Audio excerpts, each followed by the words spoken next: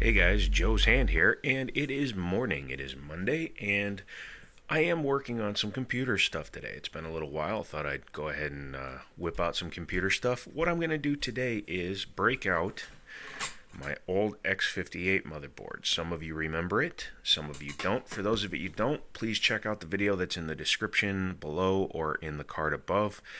Brief reminder, this is an X58 motherboard that I fried the sound chip on when I overclocked the original i7-930 to like 4.2, 4.4 gigahertz, something like that, as well as damaged one of my slots. I'm going to be building a 4790K for a gaming rig, but I figured I'd throw together a quick, down and dirty, easy, water-cooled editing rig, because this has a... Focus. Yeah, it's not going to focus. There we go. It's too bright. Too damn bright. But that is a Xeon 5675. And in case you don't remember, on water, I got that processor up to 4.45 or 4.5 gigahertz, running a 1100 Cinebench score, which is pretty damn good. It's pretty much on par with like a non-X1600, and having 6 cores, 12 threads, it will edit just fine. So I grabbed some parts. I grabbed the single radiator because I'm not going to be overclocking it much. I'm going to be running this old reservoir. It looks quite nasty, but it'll work for now. And I'm going to just use probably one piece of water tubing. Good words, Joe. Of PETG tubing, one to the in, one to the out, and run it very, very basic. So what I need to do now is go ahead and put the water block onto the CPU. I'll do that, I'll come back, and we'll discuss what else is going to happen. Stage 1 is complete. The Raystorm CPU block that I've used on every water-cooled build I've ever done is installed. Will it be staying there? Nah, but it's good enough for now. I'm going to go ahead and put this motherboard into, I think, the old Fractal Design case. And then I'm going to install this radiator, although I'm kind of debating it because it's a little dinged up and then it's got some damage in there. But I'll see if it flows water. If it still flows well, then I'll reuse it. If not, I won't. And yes, that is a Zune. Deal with it. For the case, I'm going to actually reuse the Fractal Design XLR2 that I've used in the past. It should serve just fine. Again, this is just going to be an editing rig. However, I'm going to clean it up. I'm not going to put the PSU cover in it like it used to have. None of that stuff. This is going to be a basic build.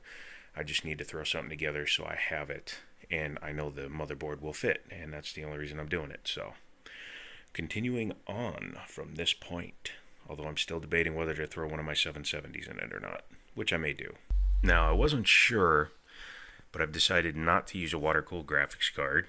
I'm just going to use the water-cooled CPU, which is going to make at least one of these runs easy, because I'm just going to use two 90s and then it'll just be an L. Next thing to do, though, is figure out where I'm going to mount the res, because I took the back plate out, I took all the support out of here that used to be in here, so now I don't have anywhere to mount it. I'm thinking I'm going to wind up tapping into the side here and mounting it, or mounting it like that so that it sits mounted to the fan shroud. Yeah, that's probably what's going to happen. I'll use two fan holes and then mount it there and probably zip tie it on if I have to. And then all I have to do is run a drain tube and a tube from the res to the inlet, and it should be good to go. Okay, I forgot I actually had a radiator mounting bracket for a reservoir. I don't need a top one because this is such a small res, but it allowed me to go ahead and put this onto the fans at a medium height. So what's going to happen is, this is the pump outlet, so it's going to go out 90 up, meet a 90-degree fitting, go over here into the inlet. The outlet is going to come up, cross over it, go into the radiator. It's going to go up through the radiator, down out of the radiator, and 90 into here. I should only have to make 190 here, 190 here, and 190 here, and 190 here, and here, and here. Although now Oh, wow. Maybe I will add the graphics card. I'm getting confused here. Yeah, I'm thinking that's what we're going to do. So, EVGA GTX 770 Hydro Copper. This was the one that has the SwiftTech block on it and 4 gigs of RAM. Now, I know the first thing you're going to say is, why is it in slot 2? Well, if you remember from the video I intimated to before, slot 1 is damaged. So, slot 2 is where it has to go. And then I'm going to change the routing of this back tube. I'm just going to angle it. Just do a 45-degree bend in the tube, so it's going to go in there. This is going to come out, go down, over, back up. Because why not? Then this one will just come straight to here. I'm going to have to kink it a little bit, and then this one will come out over it and into its original intended place. So, yeah. Unless I can do something with... I'm still deciding. Give me a second here, but I'm thinking maybe now I'm going to put this one here so it starts at a downward angle. Or outward angle. No, there we go. So this will go down, out, and over. Yeah. New plan. Glad I'm thinking of these things. So that's the first tube. Like I said, it's got a little kink in it, but that's fine. One benefit to doing a hardline tubing is that it actually makes the video card more rigid, so that's good. There is going to be some crossover. I'm going to come across, over, and then up. I've decided to do that instead of trying to run it down and under or over and under, because I want to leave plenty of room for the RAM, because I have to put the fan in after I put the RAM sticks in too. So I think the easiest thing to do is come down, over, and across. I don't care if it's crossing over a little bit. So 3 pipes down, 1 to go. This is the easiest one, of course. This was just straight out of the res right into the card. This goes up into the block. This comes out. There's a small kink in it that probably won't be visible when it's full of fluid. I don't really care. Again, this is a quick workstation build. It is currently 12:41. I started this at 11, so it's been less than 2 hours. I've gotten this much done. I have 1 tube left to do, and that's from the other side of that radiator down to that port right there. And I can do that very easily by turning the system, since I took out that entire back panel, which you'll see by looking here. So that's the return. That is the exit from the top of the radiator. And it does have a fill port, which I can fill through there, since there are no CD-ROMs or anything going in the system. So that will be convenient. I know it's filthy. Don't really, again, care. I'm sure it'll clean itself out. If it comes up, it comes up. If it doesn't, yay. Couple of little changes. I went with a rotating 45-degree fitting there because it was easier than trying to make the bend. Also, I did this, that, and this using 1 piece of PETG tubing. This was an old scrap piece I had laying around. Because of that, I was able to make it all on the cheap and save 3 full sticks for my 4790K build. And when I get the parts for that, you'll see that build as well. So the next thing to do is to, you can see lots of room. Next thing to do is to fill the res and let it run on a power supply for a while to see if it even works anymore. And yeah, that's the fun part. So bear with me. Yeah. Stupid thing burped on me. All over my face hole too. But it seems to be flowing through. So I'm going to let it sit and run for a few hours, make sure nothing leaks.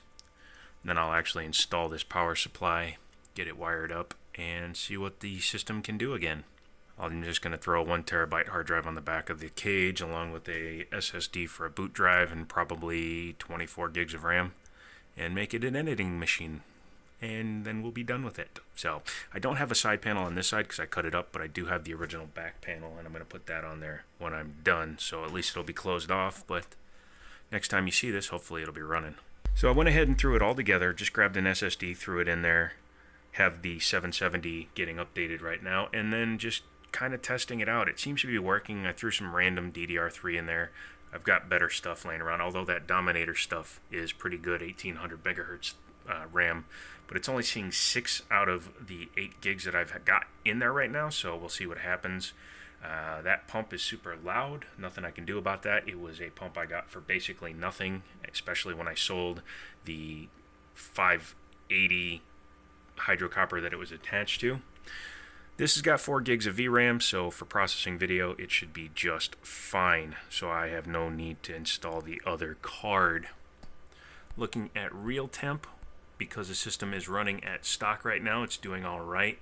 When it's done installing the graphics driver, I'm going to go ahead and run a Cinebench, and then maybe see if I can find an overclock that gets it to about 40 to 45 degrees under load, and then I'll be happy with it. Of course, once I have it up and ready to go, I'll have to copy my Adobe files and transfer my hard drive that has all my video on it onto this one. But when all said and done, I'm going to put it over there, and it's going to sit. Wow, that's really blasted out because of the color difference, but it's going to sit up there, and then it will just run on that monitor whenever I need to edit. At some point I'll bring Red Devil back to life and put it over there. However, it's not going to be Red Devil. We're going different for the next one, kids. So yeah, I'll bring you some scores here in a second, and then we'll close out the video. So at stock speeds, it's returning a score of 668 Cinebench, which is what it should be doing. It's a bog standard Xeon 5675. It ran at about 44 degrees. The max temp you see there in the 50s was because I was unplugging the pump just to make sure that the pump was actually doing its job, and I wanted to see how fast temps were climbing. So now that we have that done, I'm going to go ahead and apply a small overclock to it and find a number that's comfortable, and after that I'm going to actually set it up. 17th time's the charm. Turns out that the graphics card was running super-duper hot because of this guy.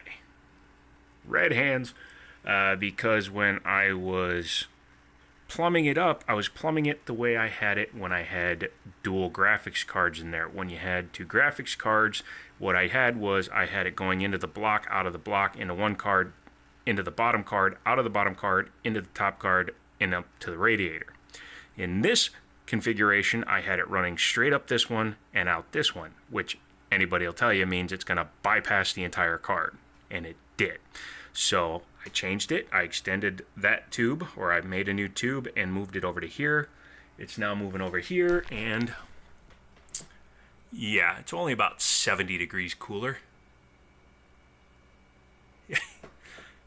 You got all the way up to 92 degrees last time. CPU staying at 27 degrees. The graphics card at 96% usage is at 36 degrees. It was throttling so bad before that it would barely run and then it would crash. So sometimes I'm derpy. I was derpy. Derp. I had to turn the flash on because I needed to show you that I actually wound up having to put a 240 millimeter radiator up there. However, I'm only going to run one fan on it because it's all it really needs. Right now it's running at 40 degrees on the GPU under full load and 26 degrees on the CPU under full load. And yeah, that's going to be more than enough. That red radiator was corroded inside, I think, so it was causing issues. I also have a random set of RAM in there, totaling 20 gigs. So, but as I said, it seems to be keeping it cool. I'm just, doing everything I can. I actually have two fans blowing on the res to help keep that cool. But yeah, I'm happy now. I think this will be the last one before I button her up for the night. But as you can see, it's running at 4.38, or actually 4.4 gigahertz based on that one. And max temperature got up to 61 degrees at 4.4 gigahertz, which is a 1.31 gigahertz overclock over the stock 3.07. Yes. So 978, which is just under what a 6800K does stock. I know there's a little left in it, but I'm not going to push it any further because, quite frankly, this system will do just fine. Having 12 threads and 6 cores is what I'm most concerned with. And yeah, swapping it over to here made the difference that was expected. And yeah, it seems to be working fine now. So I'm going to button it up. I'm going to actually bolt those to the computer frame, put the back on it, and then put the front on it because I don't have anything sitting in the front. Make sure that the res is topped off and be done with it. So I'll show you a quick snippet of it when it's done, and then we will be out of here. So here it is in all of its glory. As you can see, it's actually on my AOC monitor for one reason. Well, a very big reason, and that is the fact that the rear and front audio do not work. In fact, you can hear their markings.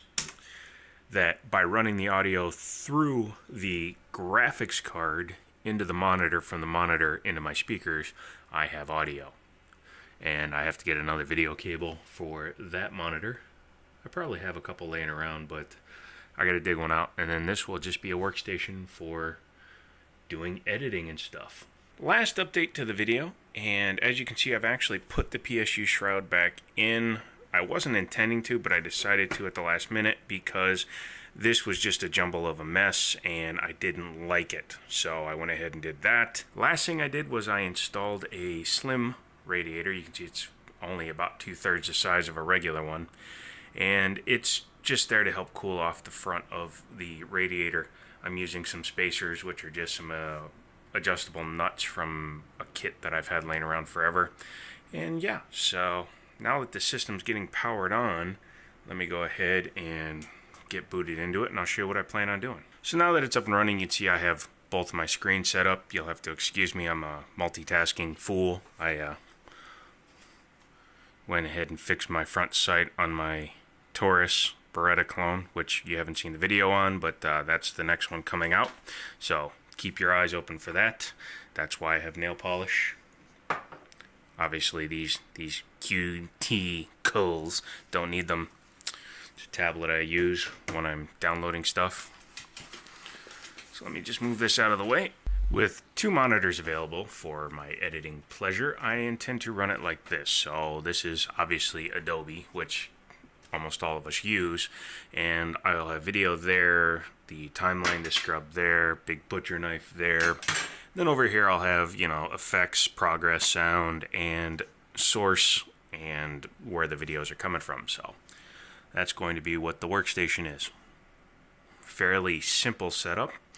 I think you'll agree it should work fine, especially with 6 cores, 12 threads, running at 4.4 gigahertz, and returning a score that's equivalent to a stock 6800K. So it should process video just fine. And this video is actually not being edited on this computer because all the other footage that I've recorded is on my i5 system, which is over connected to my TV. So I'm going to have to edit those on that, and then I will upload them to here. But that's okay, because in the meantime I'm going to download some Steam games and get them on here so I can do some games testing. So that ought to be fun. So that's about it. I did decide after I was done that I'm going to do a video, after the Taurus of course, in which we're going to take a look and see if a GTX 770 with 4 gigs of GDDR5 VRAM can still hold up under gaming today, along with the X58. So that will be coming afterwards. Look at it trying to adjust. Look at that color. Look at that color. Yeah. So that's my rig. If you liked it, give me a thumbs up. If you have any questions, leave those down in the comments. Don't forget to subscribe. That would be awesome of you. If you haven't subscribed, get subscribed. If you are subscribed, tell your friends. I'd really appreciate the help. And, as always, I'll talk to you later.